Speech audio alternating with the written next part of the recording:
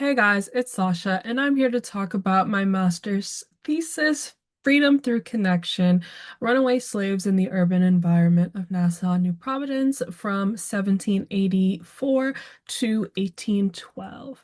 And I want to start off with how I came to this topic. When I first joined my master's program at the University of Florida in 2021, I wasn't planning on doing slavery, if I'm being totally honest. I wanted to study more early 20th century, late 19th century migration and immigration, both in and out of Nassau and the Bahamas at large.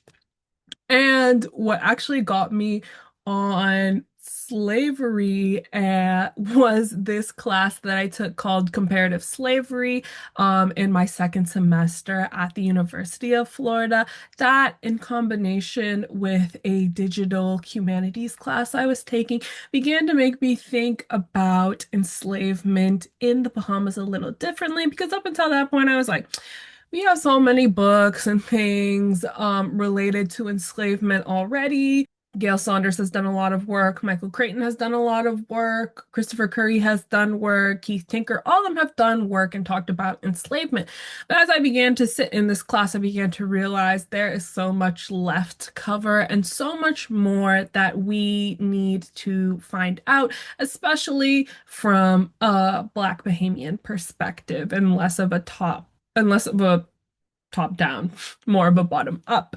So that's what began to spark my drive. And it was also during the summer of 2022 where I began to do research work in the Smathers Library at the University of Florida because I at first was thinking I was going to do slave resistance, especially slave revolts more broadly. So looking at like Pompey's revolt and a number of other revolts that happened in the 1830s. But as I was going through newspaper advertisements, I began to decide that I wanted to do runaway slave advertisements. There was somebody who already had previously done their master's on runaway slave advertisements in the Bahamas in the 1980s, but I was unable to find their thesis. I could only find Gail Saunders and Michael Crichton citing their thesis. And I can't remember what the author's name is off the top of my head right now. I think it was like Roderick McIntosh.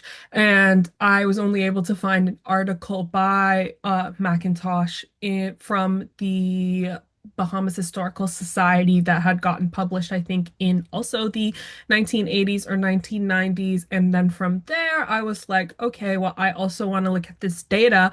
But to do that, I have to find the data myself because the data is not out there. So as I was going through these newspapers, literally edition by edition, just looking for runaway slave advertisements and cataloging them, here was what my sources looked like. So I had two different things, and this first thing you can see here is me going through every edition, marking the date, and then also whether it was illegible or legible, and then if there were ads in it. And then also after that, you could then see the ads themselves. I had it split by name, age, sex, color, occupation, location, as in where they ran away from, their master or listed master, the places where they supposedly went, and any other details, and then what newspaper edition it is. So, for example, this very first ad, his name is not there. The ad itself was almost unreadable, but from what I was able to gather from it, the man spoke great English. He was wearing a check shirt and a pair of Ornanza trousers, and he had on a black hat. And he only appears in one edition of the Bahama Gazette. And then from here, like you can see more and more. The formatting itself is really wonky because I decided to do it in word tables. Since then, now with my dissertation, I have decided to use Excel, and it is so much better for me that way. And because of that, I had to transfer all my data to Excel, and that took forever, but I have it now. And now I'm starting to go and fill out more runaway slave advertisements because this thesis was only up until 1812, and I want to go all the way to 1834 for my dissertation because this is one of the primary source data sets I will be using for that. As I began to go through the runaway slave advertisements, I began to see different patterns emerge. And one of the patterns that most stuck out to me for the purpose of my master's thesis was this idea of runaway enslaved people being described as well known about town, and then the ad poster might say that they don't need a description because they're so well known about town that everybody knows what they look like and everybody knows who I'm talking about, and everybody should be able to, if they see them, spot them and capture them and bring them back to me. And so one of the books I was really inspired by for my master's thesis is called Dispossessed Lives by Marissa Fuentes, and that is looking at runaway women in the urban environment of Bridgetown, Barbados, and the way that she constructs her narrative is so fascinating. If you've read it, you know what I'm talking about. If you haven't read it, I would highly recommend, even though it is nonfiction, and I wouldn't say it's really necessarily that dense of a book. The intro is dense, but the narrative itself is fantastic. So for my master's thesis itself, I dedicated it to a professor in my undergraduate, who he really believed in me and my work, and he wrote letters of recommendation for me to go off to school for my master's. And unfortunately, he passed away right before I was done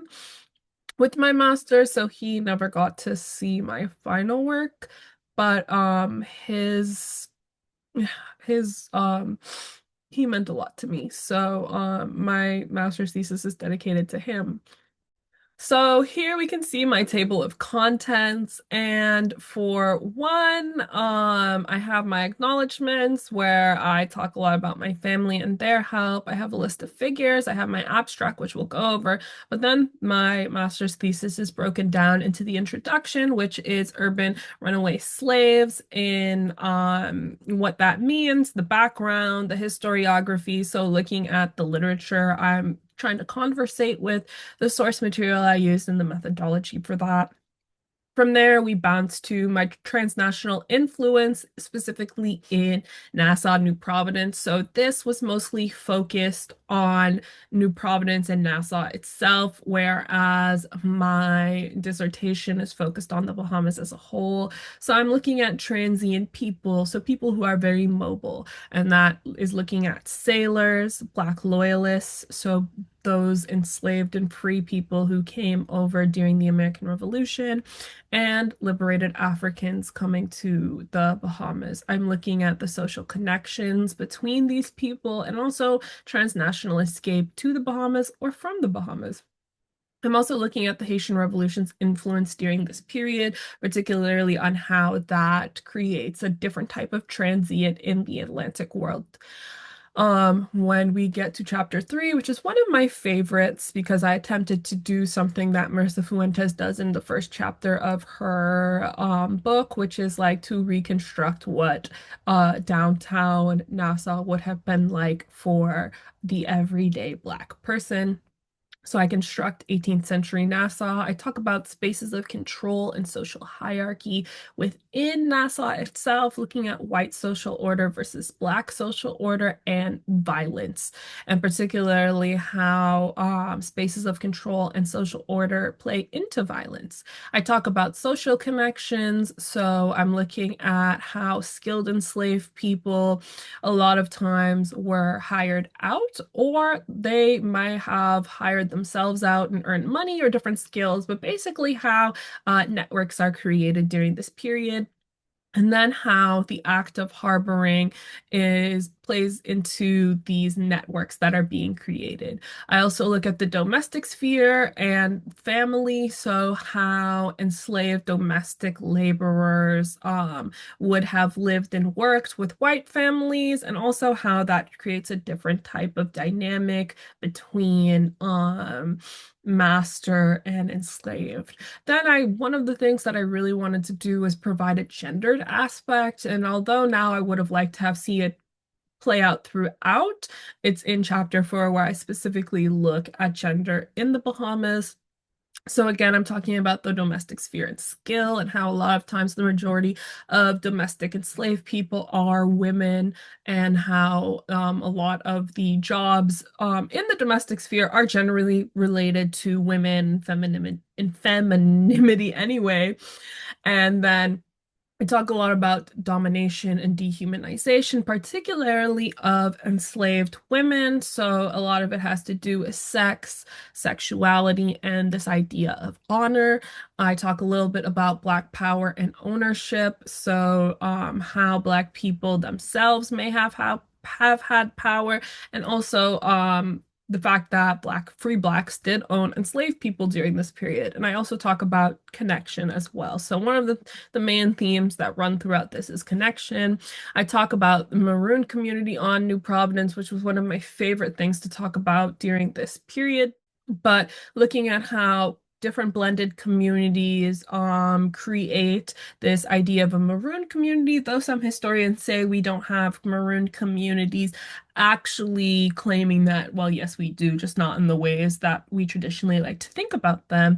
I talk a lot about proclamations, and then I end with a conclusion that kind of just sums everything up. For my appendixes, I talk about the population of the Bahamas, I talk about the newspapers used, and I list literally all the enslaved and indentured people mentioned. So I'm going to just jump to that because literally this took forever. I had to go through and mark every single person that I talked about. And this wasn't something that I had to do for the project. This was something that I wanted to do for the project because a lot of times we can just use historical subjects and just name them and kind of like throw them away. And I wanted to make sure that these people who were listed, that they were brought to life in the only ways that I could during this point in my work, which was to make sure that every information that you could know was known about them. So all of this is coming from different source material that I used. So whether it is their runaway slave advertisements or some other primary source material,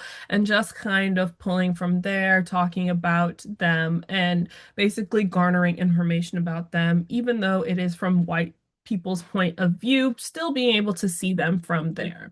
So, beginning in chapter 1, we start off with a runaway slave advertisement, and it's one of the first, but also one of the most well-known and used by historians in the Bahamas, and it's talking about two men, Sambo and Prince, and how they both are claiming that they're free. One is a Baptist preacher, and they both live supposedly in Nassau somewhere, but they ran away in St. Augustine in Florida, and this is also going on during the Loyalist migration to the Bahamas. And so basically and I'm talking about how they represent a common theme during the Loyalist period, and basically that they're claiming freedom even though they are supposedly enslaved. And going on from there, I'm just giving a little background of Bahamian history. So talking a little bit about the Loyalist period, and how the Loyalists brought increase to the Black population, but also how white Loyalists outnumber older white inhabitants. I talk a little bit about how the Loyalist era brought the colony more into the present during that period, because from the Loyalist migration, Great Britain takes a larger interest in the colony, and the colony's transition from a proprietary government to a crown colony is completed during this period. And so I'm looking roughly at the first 30 years of the Loyalist period, is what I call it. And it's important to note that enslaved people in the Bahamas were self-freeing earlier in this to this period, but that I'm just the source material that I use is only starts in 1784 because that is when newspapers are first started to be published in the Bahamas. And so here is what a summary of my study is. This study examines showing the unique environment of the Bahamas through urban runaway slaves and the connections they created to gain freedom. Advertisements for enslaved people, just such as Sambo and Prince, were important because they allow historians to see people who might otherwise be obscured from the historical narrative.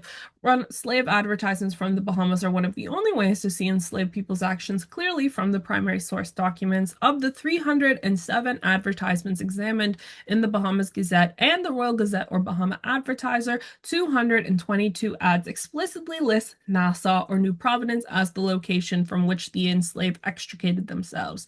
The urban environment of Nassau and largely New Providence allowed enslaved people more opportunities for connection, which led to freedom more often than their outer island counterparts. And so that's kind of where I'm coming from during this period. Ooh, a bug came at me.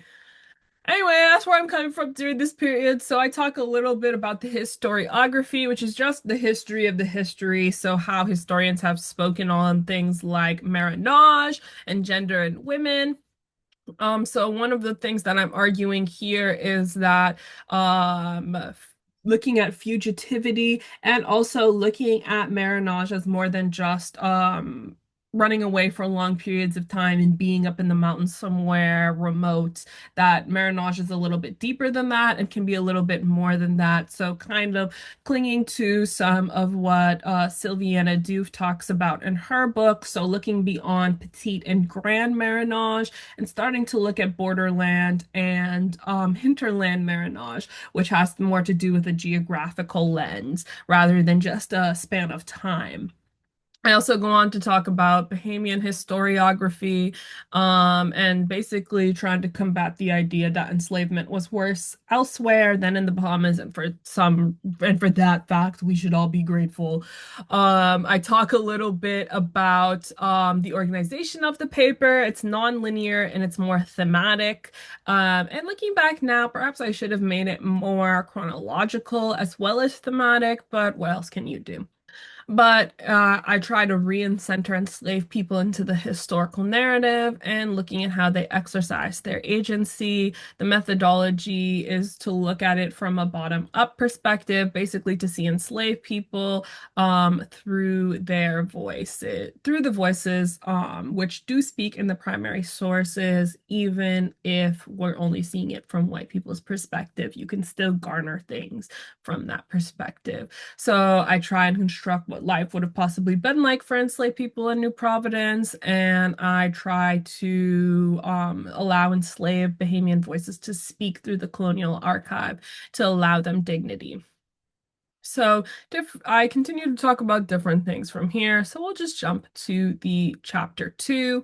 And we're looking at transnational influences. So we're looking at how networks were created by mobile people and how communication was transferred by transient people like runaway slaves, but also by sailors in the Atlantic, and how they moved across borders carrying information and spreading it from place to place. Because at this point, borders aren't like how we think of them now, being so rigid. It was more of a fuzzy border that was going on. So it was more permeable. So people were able to enter in and out and different things like that. Where I look at how urban centers were prime locations for information to be disseminated among individuals, and how Nassau was a center for mobile people to travel through and to. Enslaved people in the urban Nassau would have heard whispers of the Haitian Revolution and also about the possible safe havens in the Spanish and French-speaking Caribbean islands. I also talk about how Bahamian enslaved people are connected to the wider Atlantic through these invisible networks that transcend borders. And in fact, my PhD work is now on networks specifically. So basically, this section is examining the connection runaway slaves were able to create with transient people and the influence these people had on the urban Nassau more broadly. So looking at the transient people, I talk about sailors. There's many examples of sailors leaving their ships. Many runaway slave advertisements also warn masters of ships from carrying off runaway people. So as we can see, ports are kind of places of exchange for bodies, white bodies and black bodies themselves. I also look at Black loyalists as well. So during the Age of Revolution, Black loyalists brought ideas to the Bahamas, ideas of freedom to the Bahamas, and introduced them to the Black people that were already there, because it was during the American Revolution that Lord Dunmore, who later becomes the governor of the Bahamas, at first he's the governor of Virginia, proclaimed a martial law and offered freedom to enslaved men who left enslavement and fought on the side of the British. So talking a little bit about that and how the urban space of Nassau provided opportunities for Black loyalists as they entered into a new world of freedom. And Christopher Curry talks more about this in his book, Freedom and Resistance, a Social History of Black Loyalists from 1783 to 1834. A fantastic book that I highly recommend. And then there I also talk about liberated Africans as well, because after the British abolition of the slave trade in 1807, Africans are still coming into the colony as liberated persons, even though they are placed in forced apprenticeships, and the importation of liberated Africans scared the colonists. In 1811, over 100 inhabitants of New Providence petitioned to the House of Assembly stating that the introduction of these Africans in such considerable numbers, in fact, increase a species of population of little use and already too numerous in this colony, namely that of the free people of color. So basically saying they don't want no more free people of color into the Bahamas, but they still keep coming anyways up until the 1860s. And while liberated Africans were put into these forced apprenticeships, they were also still a different type of category in between enslaved and free people, and this created other types of networks going on. So also talking about social connections and transnational escapes. Enslaved people gain information through the social connections that they built, whether it was during their labor, during their movement around the colony for various reasons, and the communication networks they form these social connections. So they knew of certain protections that, for example, the Spanish Caribbean could give them, and we see this in a notice in the 1790 Bahama Gazette, and it reads, "The protection afforded by the Spaniards to runaway slaves from the British and French islands is not become an object of the most is I believe it's now. See, this is why this needed some more editing. Is now become an object of the most serious attention throughout the West Indies, as it is a common cause. The example set by Grenada and Jamaica in making representations of this alarming danger will doubtfully be followed by the legislation of other colonies." So basically, these people are on edge. These people are on edge because their enslaved people are running away to Cuba. And for example, Cuba was one of the most popular destinations for Bahamian runaways outside of the colony. It was one of the easiest foreign lands to access, and it was, quote, island so large and fertile and undeveloped that blacks could live unmolested as free peasants in many parts. This is by Creighton and Saunders. So under a different imperial power, so under the Spanish, it was possible to achieve legal personhood. Enslaved people who traveled with their masters or were sold around the Caribbean experienced many different things and were able to see many different things. And it was also during this period that the Spanish were allowing enslaved people from other empires to come to their empire and claim to be Catholic, and then they would be freed. So, also talking a little bit about the Haitian Revolution's influence, the Haitian Revolution did send shockwaves throughout the Atlantic world during this period.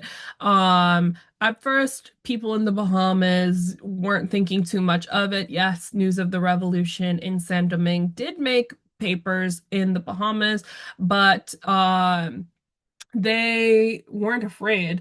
Like Lord Dunmore reports in late April of 1792 to the Secretary of State Henry Dundas in Great Britain that there's the least appearance of any disorderly behavior and that the colony has very little communication with the French Caribbean. However, this would later prove false, and we see this with the rebellions of 1795 and 1797 that really freaks out the Bahamian colonists in Nassau and New Providence more largely. And so the House of Assembly creates legislation that they then backdate to 1793, which then causes no French people of color. So even if they were like French elite, no Black people, no anybody, nobody who wasn't French white could come into the colony, even though we do see that there are French people already in the colony, like French enslaved people. So then Chapter 3, I go to talk a little bit about urban contexts and connections. And so I have two things here, the Consolidated Slave Act and then a runaway slave advertisement by Hugh Dean. And so both urban and rural slavery are practiced in the Bahamas, as we see. Towns and cities such as urban centers held a great need for labor, which the enslaved could provide. And so then I name a few things, and I talk about how Dr. Johann Schaft observed that families in New Providence in 1783 lived on the returns of the plantations of their slaves and the work of their slaves, sorry. The importance of urban slavery has been dismissed in the Bahamas and other areas because it is less extensive than rural slavery and primarily female in nature. Which, I'm not actually sure if that's true now. Like, now that I'm here and a little bit far removed from this. But, it's funny when you come back to your own work and you're like, oh, like, this is what I was thinking during this period. But I talk a little bit about the geography, and so I construct 18th century Nassau. So this is from a few different primary sources that I get. So, approaching Nassau's harbor in 1784 on the deck of a ship, one would see a little town of Nassau. One would see the little town of Nassau hugging the hilly shore. The harbor could only be approached from the west or the east, depending on which direction the ships were headed. Hog Island protected the harbor to the north. So, Hog Island is Paradise Island currently. Enslaved persons being shipped to Nassau would not have seen this coming into the harbor. As ships docked offshore, the sounds of the town would have come filtering through. Perhaps the sounds those below the deck heard were people going to shops, other enslaved people being carted off to be held somewhere until the date of their auction, Black people selling goods on the side of the road, white people going to visit their neighbors, and the militia, which at this point is later the West Indian Second Regiment do come in, but at this point, Nassau also has its own militia that is formed by volunteers, strolling the streets to make sure order was kept. So the landing on the shore, there was only one tarable limestone street running next to the water. The other streets were not paved, but since they were made of stone, paving was unneeded. Nassau was made up of private dwellings, a church, a goal, assembly house, and the governor's private house situated on a ridge above the town called Mount Fitzwilliam, a landmark for incoming ships. A few miles away from Nassau, a community called New Guinea, where most of the inhabitants were free people of color. By the waterside, there was Vendue House, where runaway slave advertisements were posted. People came to gossip, goods were sold. Runaway advertisements like the one posted by Hugh Dean have been seen on the building as well as in the newspaper. A runaway slave might have seen their own advertisement as they practiced their fugitivity. And this is what Nassau would have looked like to enslaved and free Black people as they came into town. And I go on to talk a little bit more about that. But one of the main things I want to talk about is spaces of control. So, as the main commercial and residential street in Nassau, Bay Street was a place to advertise who was in power and who was not. And a hallmark of British colonialism was perfecting the control of space. So, Vendue House, which at this point is the marketplace, but also the auction house for enslaved people, and the Gal are located directly on Bay Street. Vendue House is facing George Street, and that leads directly up to the governor's house. The Gaol served as a holding place for runaways, as well as a place for public punishment. So blacks and whites were separated in the Gaol, reinforcing social and racial differences between the two. And many runaway slave advertisements called for captured enslaved people to be placed in the Gaol or to be taken to the owner personally. And so I talk a little bit more about that, and we're skipping over to social hierarchy. So to establish Nassau's social atmosphere, it's important to describe the social hierarchy and the atmosphere overall in the British Atlantic. So there's emphasis on status within community. Principal white people controlled the economic and political life of the country, exerting authority over secondary white people and people of color in society. So, I mean, as we see, even today, there's still layers within racial dynamics. So you have, your elite, your middle class, your lower class. Among enslaved people, there were differences between domestic slaves, estate craftsmen, and town blacks. So, free people of color throughout the British Caribbean had laws limiting their political and economic behavior. In port cities and towns, the Caribbean had vagrancy acts, and that got rid of undesirables. And so, we can see different things. And talking a little bit about the white social order, there was a multiple tier system amongst the white people. So first, when the loyalists came, there's a three-way feud between the colonial admin, the older white inhabitants, and the loyalists who had just come. So the loyalists didn't like the current colonial administration, and they also didn't like the older white inhabitants because they thought they were lazy. So we see that there's a lot of fighting going on, infighting, especially politically. And later we see the loyalists eventually take over the House of Assembly through many different ways. And then I talk a little bit more about that. But going on to the Black social order, it's important to consider internal Black hierarchy. So we have free Blacks, enslaved Blacks, and liberated Africans who occupied different social ranks, as well as talking about the slaveholding practices of Black enslavers in the Bahamas and how that influenced social hierarchy among Black people. Also, Christopher Curry brings in, which I didn't necessarily talk about here, the differences between Black loyalists who came over from America and Black people who would have already been in the colony during this period.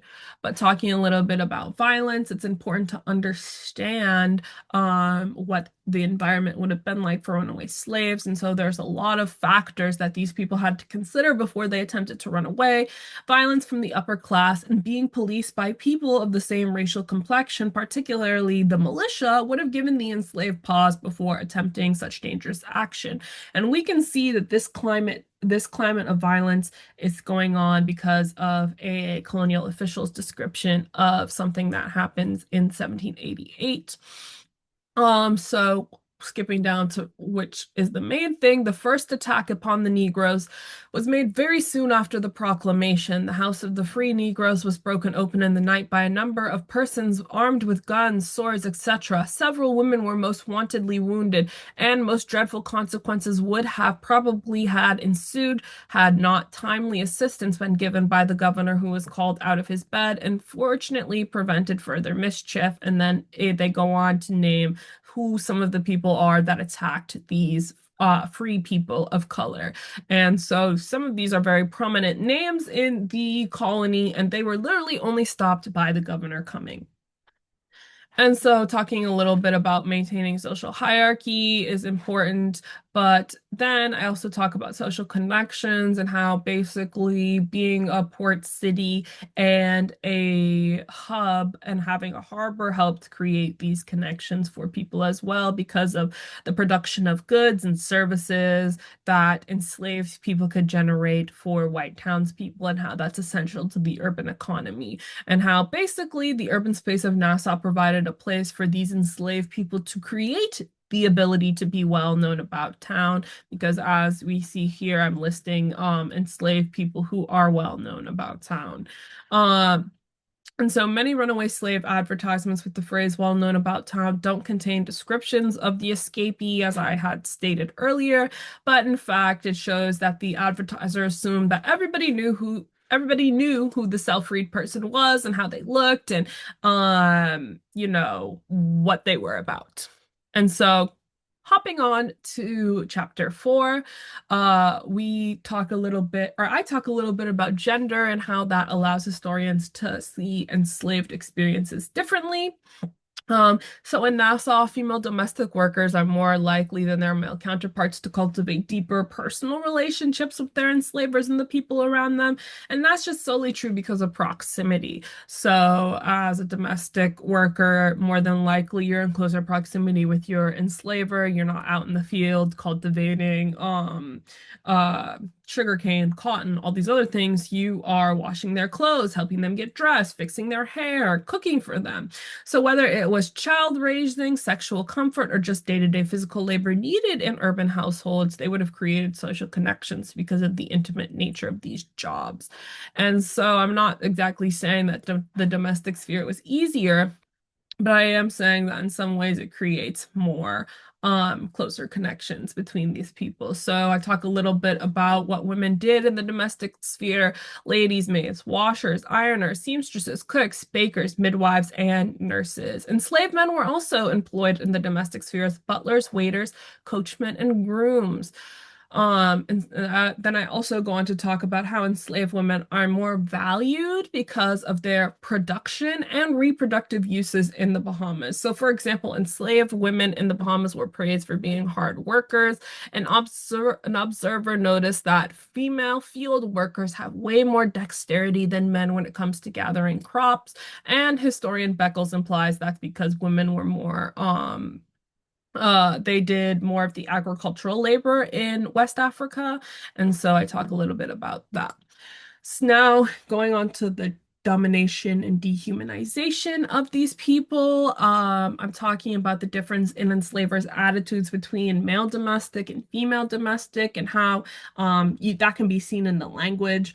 A lot of notices of sale for female enslaved generally have the wording wench, letting, or they make mention to make sure that they know that these women aren't promiscuous. So two examples that I have is a notice of sale for a Negro wench who is Carolina born and who has unquestionable titles, and also a young mulatto woman, Creole born, who is bred up in a family and accustomed to attending children and a good seamstress. And then I compare those with notices of sale for male domestic enslaved people and how no mention is given about their bodies or really about their sexual connotations. And you might be thinking, oh, well, wench could just mean woman in this period, but wench is if they also use the word women when describing enslaved women sometimes. So has more of a sexual connotation, as other historians like Kathleen Brown has shown, and different things like that. So talking a little bit about sex, sexuality, and honor. White domination is based on power in the Caribbean, and sexuality is a fundamental power that white men held over Black and white women. So enslaved white women could be seen as sexual objects to be used for their enslavers' needs, just due to the fact that they had no feminine honor ascribed to them. And you can see this with these quotes. So among our slaves in the West Indies, there's no such thing as a lasting union, talking about marriage. The female slaves are all prostitutes and they suffer no degradation by it. So basically, Black women are seen as wanton and predators of men. Also, Burton Williams, a planter with holdings in the Bahamas and Trinidad, states that our female slaves have no sense of shame or the least idea of morality and chastity. The fear of punishment from the master is the only thing that keeps them in tolerable decency and decorum. So that's just giving you an insight into what these people are thinking of when they're looking at Black women. They're not seeing them as having any kind of honor. In fact, they're just seeing them as wanton sexual creatures. And this even happens in relation to Black men. Black women are seen as forms of property in the urban colonial context. These three notices appear within 2 weeks of each other relating to free Black men and their wives, and it's basically Black men putting in advertisements saying that my wife has left me, so if she goes into a store and tries to buy stuff on credit, just know I'm not going to pay for it. That's all on her, so don't give her any credit. And so you see these women, Easter, Esther, and Mary, who respectively left their husbands in short succession. And I don't know what happens to them after they leave their husbands because I haven't been able to see them anywhere else. But you can just see that the wording in these advertisements is very similar to wording used in runaway slave advertisements and how the language found in runaway slave advertisements as another means of signaling ownership over their wives as a type of property to them. So, talking about connection, which is one of the main things that my thesis gets to and constantly is pointing out, is that the idea of well known about town and how this phrase more often occurs in female runaways than male runaways. And so a lot of female advertisements have less description, and the phrasing occurs more frequently. And that is usually and that phenomenon of the phrase occurring in advertisements shows how closely knit the community of Nassau was during this period. And so I talk a little bit more about that. But going on to chapter 5, I talk about the Maroon community in New Providence and how, as the study of enslavement continues to evolve and grow, and the act of marriage is being continually examined, we see that enslaved people are not just passive objects, but that they seize their lives however they saw fit. And so one of the things that I want to talk about is the idea of a Maroon community in the Blue Hills, or more specifically in the interior of Nassau, where if you can see in this map slash drawing, there is less of a establishment going on, mostly because the interior was swampy land. And so as we can see, most of the plantations are at the border of New Providence. So I talk a little bit also about blending communities because it seems that the colonial authorities would merge Negro Town, which is this town behind the hospital and basically behind Government House, and the Maroon community together when referring to them. However, Creighton and Saunders separate Negro Town and these Maroons in the interior of Nassau. And as we see, Negro Town does grow to become a place where free blacks lived and where runaways would run away to, but that is separate from this Maroon destination. And Negro Town would later develop to become Delancey Town, and Delancey Town later forms together with Bain Town and then later with Grants Town. And so basically it's all what we eventually become to see as over the hill Nassau. So I talk a little bit about plantations in the interior and how Lookout Farm, owned by Joseph Smith, is described by Creighton and Saunders as being a semi-official maroon hunting outpost, and how many runaways are caught or discovered there. I talk a little bit about this series of proclamations that come about in 1790s. There's 4 different proclamations that are posted and that relate to the Maroons in the interior of New Providence, and how the language of the proclamations differ based on which governor is writing them during their time. But the first 2 are issued from Lord Dunmore, and they contain similar wording. But the wording that I most care about is this right here. Whereas it has been represented to me in council that a considerable body of Negroes are collected together in the interior parts of the island, who have for some time past absented themselves from their owners or employers, and have committed felonies or other crimes to the great detriment of the community, blah, blah, blah.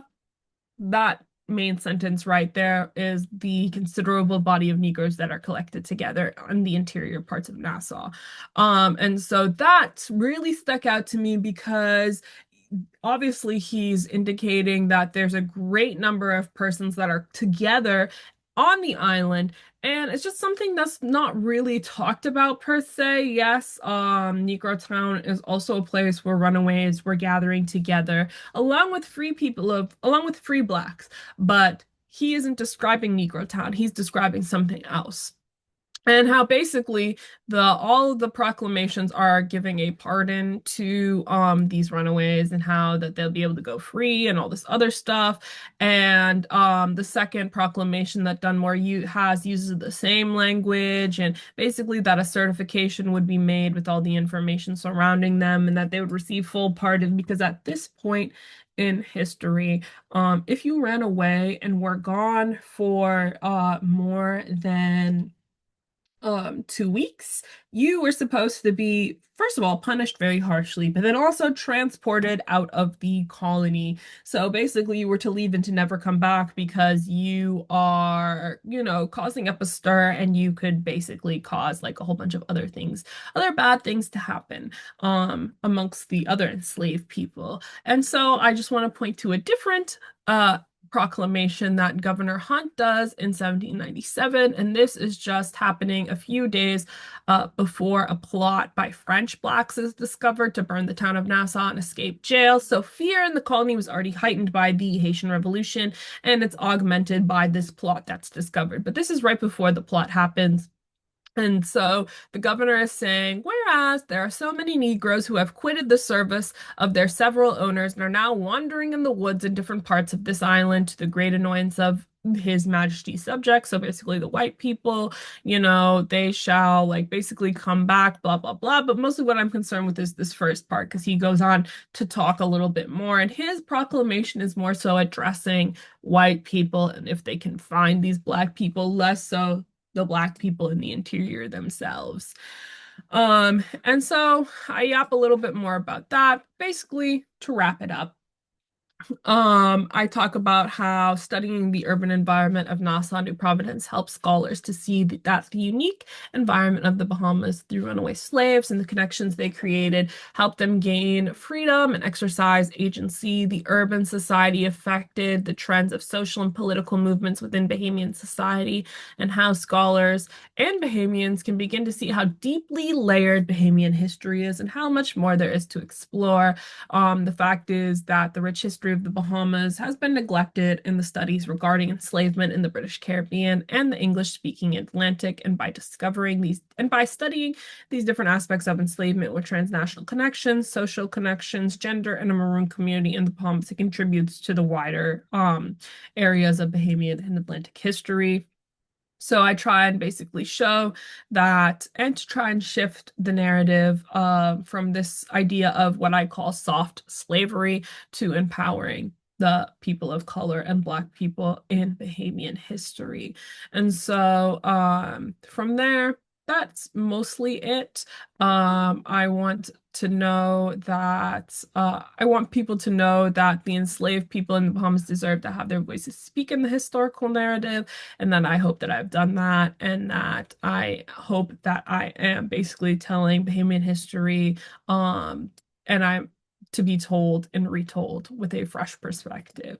And so from there, here is my appendixes. So you see the appendix of the population of the Bahamas, which is taken from the book by Gail Creighton and Michael Creighton and Gail Saunders. I believe I cite that. And then I talk about, here's an index of newspapers used because I thought that it was important to put there, not only for myself, but for people who may read after this, and the year, how many editions are in this year, what is readable, what is not, editions that could not be found, any supplement to the newspaper, because sometimes the newspaper would be published and then a supplement would be published as well, the number of advertisements found throughout the year, and then the total editions, including these supplements. And so I talk a little bit about the newspapers, and I talk a little bit about my method of reading, and then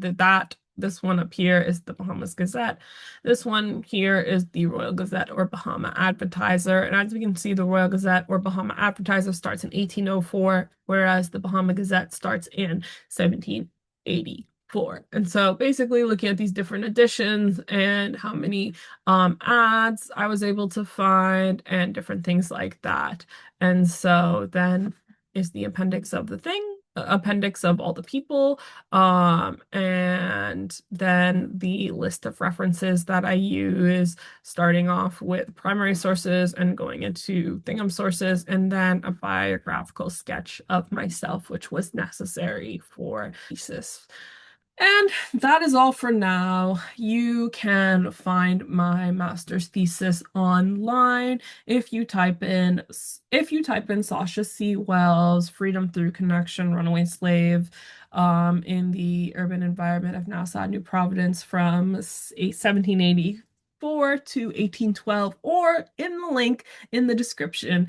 I thank you guys for watching. That's all for now. I have more things coming out related to my own work and my public-facing work. One of the other things you can read by me is What to Know About Junkanoo, one of the biggest Caribbean celebrations, and that was published in Time magazine in December 2024.